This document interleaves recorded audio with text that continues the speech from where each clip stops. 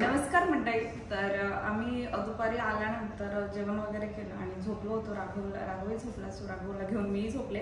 परंतु जेव्हा तो झोपला तेव्हा गाऊ आली स्कूलवरून. त्यानंतर तिला जेवण वगैरे दिलं. त्यानंतर ती पुन्हा कराटे क्लासला गेली. तर त्यामध्ये 1-1.5 तास भेटला. त्यामध्ये मी छान झोप काढली. 1 तास तरी छान झोप काढली मी. तर आता वाजलेले आहेत जवळजवळ 6 वाजायला आले. आता मी चहा वगैरे घेतला. माझ्या मिस्टरांचा आज वर्क फ्रॉम होम आहे, सो त्यांनाही चहा दिला आणि 6 वाजले. तर राघव आता ऍक्च्युली बराच वेळ झाला उठून, 1 तास झाला असेल म्हणजे अराउंड. तर तो उठल्यानंतर त्याला दूध वगैरे पाजलं, त्यानंतर त्याला क्लीन वगैरे केलं. तर अशा प्रकारे ह्यामध्येच बिझी असतं दिवस अख्खा. म्हणजे वेगळी वेगळी कामं जरी असली तरी पण त्याला बघावं लागतं. त्याचे टायमिंग्स वगैरे ठरलेले असतात, उठण्याचे, झोपण्याचे, त्याला कधी झोपवायचं, त्याला कधी खाली खेळायला घेऊन जायचं. पण या सगळ्यासोबतच मी आज तुमच्यासोबत एक नवीन गोष्ट शेअर करणार. ती म्हणजे इकडे रेंट वगैरे किती असतं किंवा माझ्या फ्लॅटला रेंट किती आहे, मला आधी रेंट किती होते, शारजामध्ये रेंटचे काय रूल्स आहेत, तर ते तुमच्यासोबत म्हणजे मला एक रूल माहिती आहे, तो तुमच्यासोबत मी शेअर करेल. 2016 मध्ये माझं लग्न झालं तेव्हा मी इकडे आले. म्हणजे लग्न झाल्यावर 1-2 महिन्यामध्येच इकडे आले. तर तेव्हा आम्ही रोलाला राहत होतो. तर तिथे स्टुडिओमध्ये राहत होतो आम्ही. तर आम्ही 2 वर्ष रोलामध्ये राहिलो. तिकडे गाऊ झाली आम्हाला आणि तेव्हा आम्हाला तिकडे 23,000 दिराम असं रेंट होतं पर इयर. तर 23,000 दिराम पर इयर रेंट होतं. तर तेव्हा दिरामचा रेट देखील कमी होता, 18 रुपये होता 1 दिरामला. तर 2 वर्ष आम्ही रोलामध्ये राहिलो आणि 2 वर्षाने गाऊ झाली. तर म्हणजे 1 वर्षाने गाऊ झाल्यानंतर 1 वर्षभर आम्ही तिथेच राहिलो रोलामध्ये. तर त्यानंतर आम्ही अबुशगराला आलो. अबुशगरामध्ये आल्यानंतर तिथे आम्ही 1 BHK घेतला. 1 BHK, परंतु आम्हाला तिथे सेंट्रल AC नव्हता. सेंट्रल AC आम्हाला रोलामध्ये होता. रोलाला सेंट्रल AC असल्यामुळे स्टुडिओचं जास्त रेंट होतं तिथे. कारण window AC, central AC, split AC असे टाइप्स आहेत AC. अकॉर्डिंग टू म्हणजे त्याच्या अकॉर्डिंगली तुम्हाला रेंट वगैरे किती आहे तर ते ठरतं.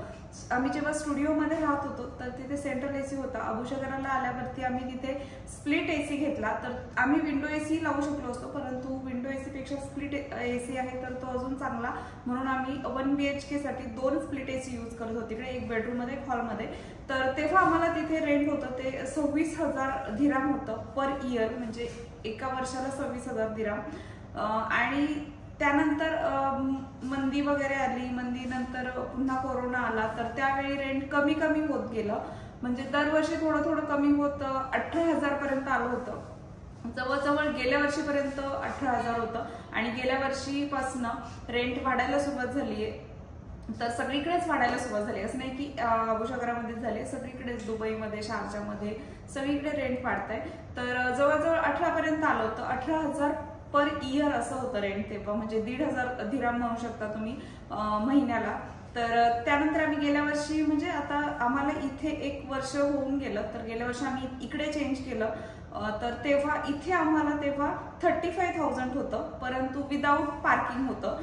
आणि विथ पार्किंग आम्हाला जवळजवळ 37,000 वरती गेलं. आणि आता त्यांनी म्हणजे सगळ्यांना, जे आता इथे नवीन फॅमिली येतात त्यांना सगळ्यांनाच जास्त आहे रेंट. तर आम्ही तेव्हा घेतलं, कोरोना नंतर लगेचच शिफ्ट झालो.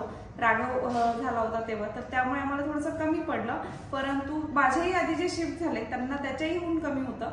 त्यानंतर आत्ता जर तुम्ही इथे, म्हणजे इथे फ्लॅटच खाली नाही येत मे बी, मी जिथे राहते तिथे, परंतु जर तुम्हाला आता यायचं असेल तरी इथे तरी म्हणजे 40चाच रेट आहे. 40,000 दिराम तुम्हाला पर इयर द्यावे लागतील विदाऊट पार्किंग. तर अशा प्रकारे इथे रेंट असतात. सध्या काय आहे की सध्या मार्केट म्हणजे वाढतच आहे. तर दुबईमध्ये रेंट वाढतायत, दुबई सोबतच इथे शारजामध्येही रेंट वाढतायत आणि अजिबात फ्लॅटही खाली नाहीयेत. तर म्हणजे फ्लॅट मोकळेच नाहीयेत. अबुशगरामध्ये, शारजामध्ये बऱ्याच ठिकाणी हा प्रॉब्लेम आहे. तर आता जेव्हा खाली होतात तर लगेचच दुसरे घेतात. त्यामुळे तर त्यानुसार माझी ही जी बिल्डिंग आहे तर ही खूप म्हणजे छान आहे.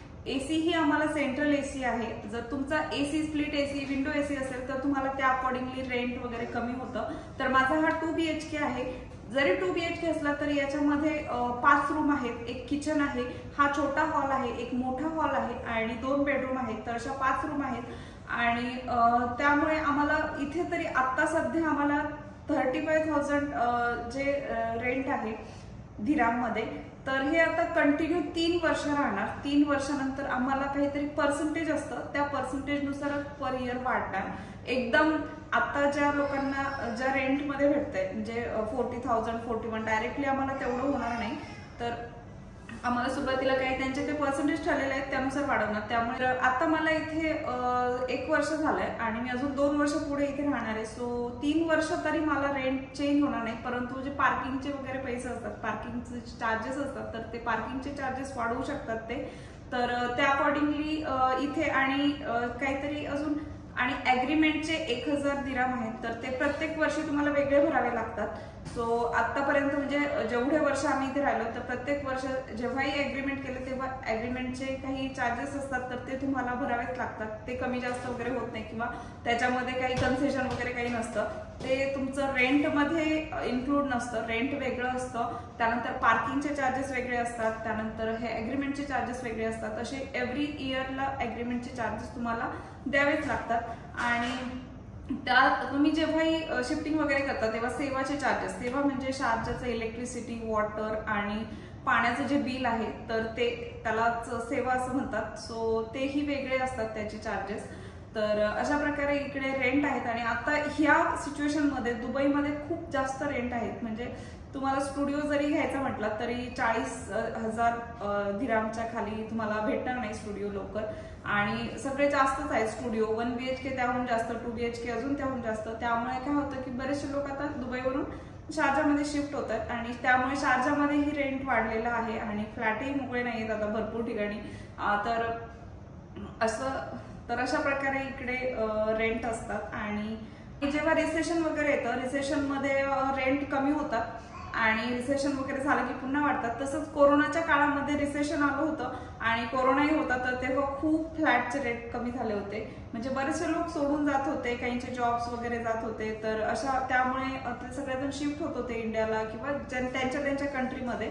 त्यामुळे मग इथे फ्लॅट मोकळे होते. सो त्यामुळे रेंट कमी कमी होत गेलं. तर आता पुन्हा रेंट एकदम हाय लेवलने म्हणजे एकदम हाय स्पीडने वाढायला सुरुवात झाली इथे.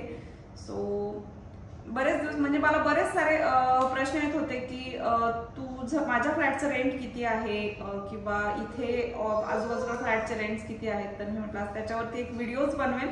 सो अशा प्रकारे आहे इकडे रेंट.